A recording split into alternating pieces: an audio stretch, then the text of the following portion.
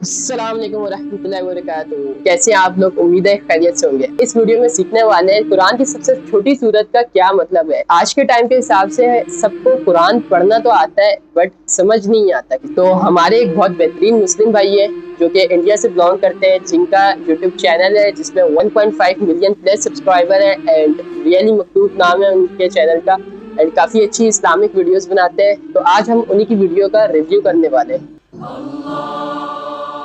اچھا، اس سورہ کا نام ہے سورہ کوثر. ٹھیک ہے، قرآن کی سب سے چھوٹی سورہ ہے. تو اسٹارٹ کرتے ہیں ویڈیو کو.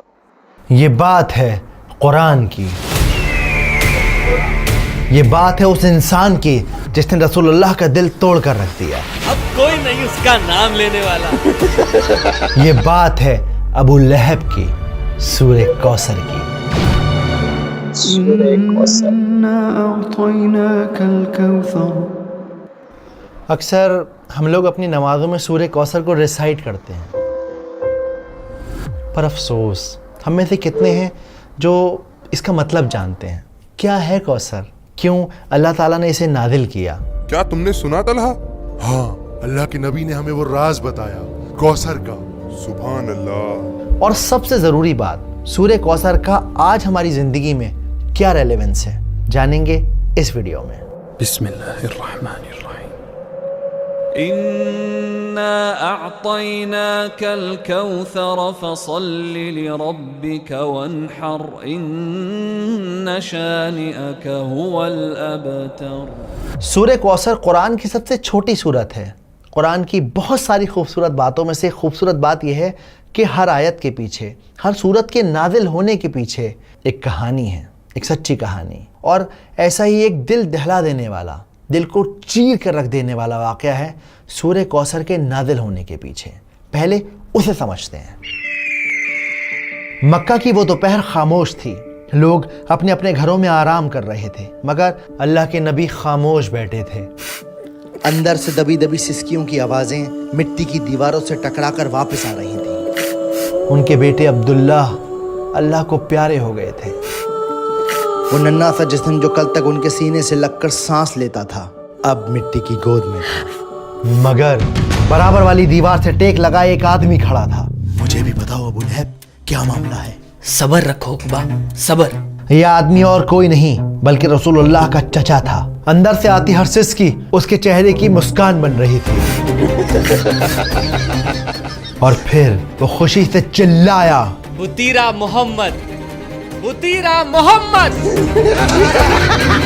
ختم ہو گیا محمد کا بیٹا، ٹوٹ گیا محمد کی نسل کا سلسلہ. اس کی آواز نے نبی کا دل چیر کر رکھ دیا. غلاموں کو اس نے کھجوریں بانٹیں، اپنے دوستوں کے ساتھ قہقہے لگائے اور سب سے کہتا رہا، تم نے سنا میری جان، میرے بھتیجے کی جڑ کٹ گئی. اب کوئی نہیں اس کا نام لینے والا. اس کی ہنسی، اس کے الفاظ ہوا میں سانپ بن کر تیر رہے تھے. مگر اللہ نے اپنے نبی کو اکیلا نہیں چھوڑا، انہیں ایک تحفہ دیا. یہ تحفہ تھا سورہ کوثر. اس سورت میں اللہ نے اپنے نبی سے کہا کہ اے نبی، آپ فکر نہ کریں، ہم نے آپ کو کوثر عطا کی ہے، تو بس آپ عبادت کیجیے اپنے رب کی. اور وہ جو آپ کو بار بار بطیرہ محمد، بطیرہ محمد کہتا ہے کہ محمد کی جڑ کٹ گئی، نسل کٹ گئی، اصل میں ان کی نسل ختم ہو جائے گی. اللہ کے نبی کے چہرے پر مسکان آ گئی. دن ڈھل گیا. ابو جہل بے وقوفوں کی طرح ہنستا رہا. اسے کیا خبر کہ اللہ نے اسے جیتے جی برباد کر دیا. نسل کٹ گئی. تو میرا خیال ہے کہ ابھی اس لمحے اب اس بات کو اپنے دل میں اتار لیجئے کہ سورہ کوثر کو آپ اس لیے ریسائٹ مت کیجئے کہ وہ چھوٹی سورت ہے، بلکہ آپ اس لیے ریسائٹ کیجئے کہ اللہ تعالیٰ نے وہ ایک تحفے کے طور پہ ہمارے نبی صلی اللہ علیہ وآلہ وسلم کو دی ہے، تاکہ انہیں یہ احساس دلایا جا سکے کہ ان کا اسٹیٹس اتنا ہائی ہے، اتنا ہائی ہے، ان کا مقام اتنا اونچا ہے کہ اللہ سبحانہ و تعالیٰ خود انہیں تسلی دے رہے ہیں، ان کو کنسول کر رہے ہیں. ابو اروا، سنا تم نے؟ اللہ نے نبی کا مقام اور اونچا کر دیا ہے. تو پہلی آیت ہے انا آتینا کل کوثر. تو جب قرآن میں انا کا لفظ آتا ہے تو اس کا مطلب ہوتا ہے کہ کسی بات پہ زور دیا جا رہا ہے. تو اس پہلی آیت کا مطلب ہے کہ بے شک ہم نے آپ کو کوثر گفٹ کی ہے، عطا کی ہے. اب کوثر کیا ہے؟ ایک حدیث میں آتا ہے کہ کبھی نہ ختم ہونے والا موتی کے کناروں کے درمیان جنت میں بہنے والا جھرنا ہے کوثر۔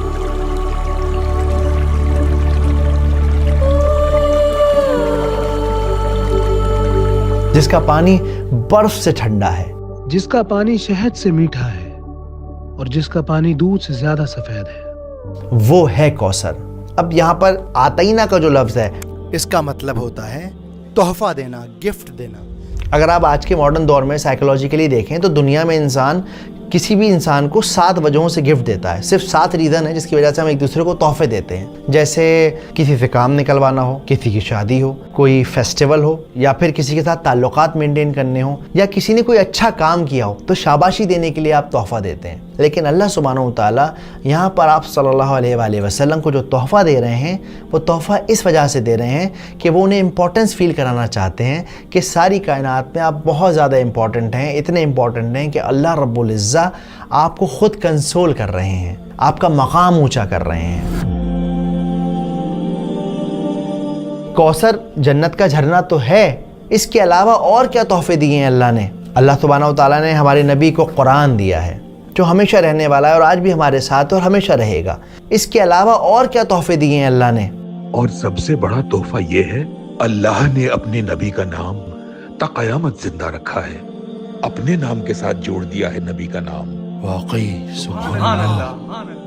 اس کے علاوہ انہیں بیٹیاں دی ہیں۔ بار بار ابو لہب کہہ رہا تھا کہ بطیرہ محمد، بطیرہ محمد، کوئی لڑکا نہیں ہے ان کا، کیا نام چلے گا ان کا؟ لیکن آپ دیکھیں آج بھی ہم اپنی بچیوں کے نام آپ صلی اللہ علیہ وسلم کی بیٹیوں کے نام پر رکھتے ہیں، آج بھی انہیں یاد کرتے ہیں۔ رقیہ، فاطمہ۔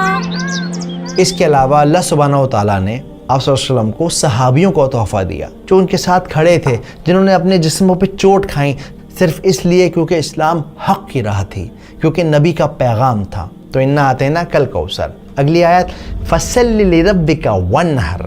تو اب جب ہم نے آپ کو تحفہ دے دیا ہے تو آپ کو کیا کرنا چاہیے؟ آپ کو چاہیے کہ اپنے رب کی عبادت کریں اور قربانی کریں۔ دیکھو جنرلی دنیا میں 2 طرح کی عبادتیں ہوتی ہیں، ایک ہوتی ہے پرائیویٹ عبادت، ایک ہوتی ہے پبلک عبادت۔ پرائیویٹ عبادت کیا ہے؟ نماز پڑھنا، تہجد پڑھنا۔ پبلک عبادت کیا ہے؟ قربانی کرنا، اس کا گوشت لوگوں میں بانٹنا، لوگوں کی مدد کرنا۔ تو اللہ سبحانہ و تعالیٰ اس آیت کے اندر ان دونوں عبادتوں کا ذکر کر رہے ہیں۔ اب یہاں پر یہ جو ونحر کا لفظ ہے اس کا مطلب ہوتا ہے قربانی دینا، اسی لیے عید الاضحیٰ کے دن کو یعنی کہ بقرعید کے دن کو یوم النحر بھی کہا جاتا ہے، یعنی قربانی کا دن۔ تو فصلی لربک وانحر، عبادت کیجئے اور قربانی کیجئے۔ اور تیسری آیت ہے اِنَّ شَانِئَکَ هُوَ الْأَبْتَرُ۔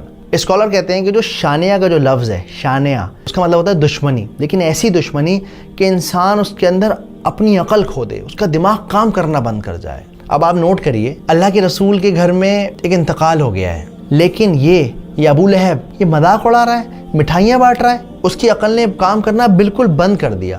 ایک انسان کی جو بیسک ہیومینٹی ہوتی ہے وہ اس کی عقل کام نہیں کر رہی۔ اس کی آج کے دور میں مثال ہے جو اسرائیل کر رہا ہے، چھوٹے چھوٹے بچوں کو مارنا، بوڑھوں کو مارنا، لوگ کھانا لینے آ رہے ہیں انہیں ختم کر دینا۔ تو یہ شانیہ کا والی نفرت ہے، ایسی نفرت ہے جس میں انسان کا دماغ کام نہیں کرتا، وہ اپنے غرور، اپنے جنون، اپنے ایگو میں رہتا ہے۔ تو اللہ تعالیٰ کیا کہتے ہیں؟ اِنَّ شَانِئَکَ هُوَ الْأَبْتَرُ۔ اور یہ لوگ جو آپ کو کہتے تھے کہ آپ ابتر ہو جائیں گے، آپ کا نام نہیں چلے گا، کوئی آپ کو نہیں پوچھے گا، وہ خود ابتر ہو گئے۔ وہ جس کی جڑ کٹ گئی، جس کی نسل ختم ہو گئی، جو برباد ہو گیا، جس کو کوئی پوچھنے والا نہیں ہے۔ اور جو اس بات کا ثبوت ہے کہ رسول اللہ کو ساری دنیا جانتی ہے اور ابو لہب کو ہم لوگ جانتے ہیں، لیکن لعنت کے ساتھ اس کا نام لیتے ہیں۔ لیکن آج اس صورت کا ہماری زندگی میں کیا ریلیونس ہے؟ کیسے ہم اس صورت کو اپنی زندگی میں اتار سکتے ہیں؟ دیکھیے آج بھی اکثر ایسا ہوتا ہے کہ ہم پریشان ہوتے ہیں نا تو لوگ تانا مارتے ہیں، 4 لوگوں میں بیٹھ کر مذاق بناتے ہیں۔ ایون جب گھر میں بیٹیاں پیدا ہوتی ہیں نا تو اپنا ماتھا پیٹ لیتے ہیں۔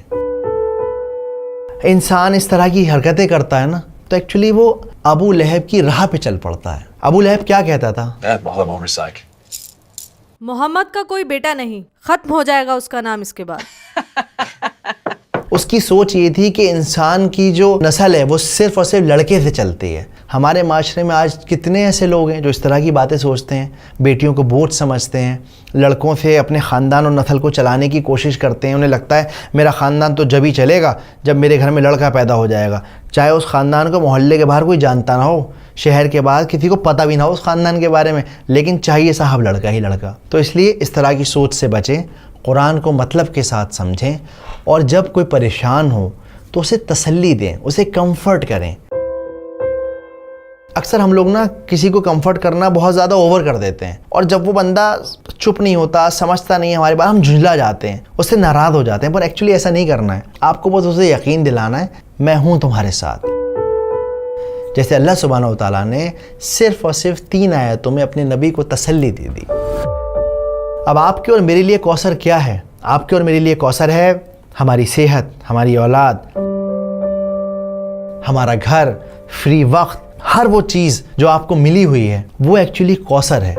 ورنہ ذرا باہر نکل کے دیکھیے، لوگوں کی صبح اسپتالوں کی لائن میں ہو رہی ہے، لوگوں کی شامیں قبرستان میں فاتحہ پڑھتے ہوئے گزر رہی ہیں.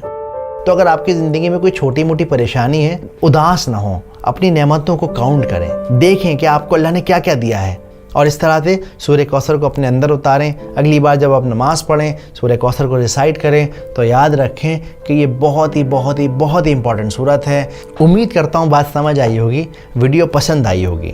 نیچے ایک لنک ہے، اس کے اندر اس پوری ویڈیو کے اندر جو بھی میں نے ریفرنسز، حدیثیں یوز کری ہیں، مولانا مودودی ہیں، ابن کثیر ہیں، جو بھی میں نے تفسیریں یوز کری ہیں اس کا لنک ہے. آپ جا کر پڑھ سکتے ہیں، کراس چیک کر سکتے ہیں، اور آپ کو کراس چیک کرنا چاہیے. اس کے علاوہ میں کوشش کر رہا ہوں ایک کمیونٹی بنانے کی، لوگوں کو اپنے ساتھ جوڑنے کی، جہاں پر ہم قرآن کی، سیرت النبی کی، AI کی، ویڈیو ایڈیٹنگ کی باتیں کر سکیں، ایک دوسرے کے ساتھ سیکھ سکیں، اپنے علم کو ہائر اینڈ پہ لے جا سکیں. تو اگر آپ اس سفر میں میرا ساتھ دینا چاہتے ہیں تو آپ نیچے دیے گئے لنک پر ہمارے کمیونٹی ممبر بن سکتے ہیں. آپ کے جوائن ہونے سے ہمیں ہمت ملتی ہے، ہمیں طاقت ملتی ہے، ہمیں یہ بھروسہ ملتا ہے کہ یہ کام ہم فل ٹائم کر سکتے ہیں. جزاکم اللہ خیر. السلام علیکم. إنا أعطيناك الكوثر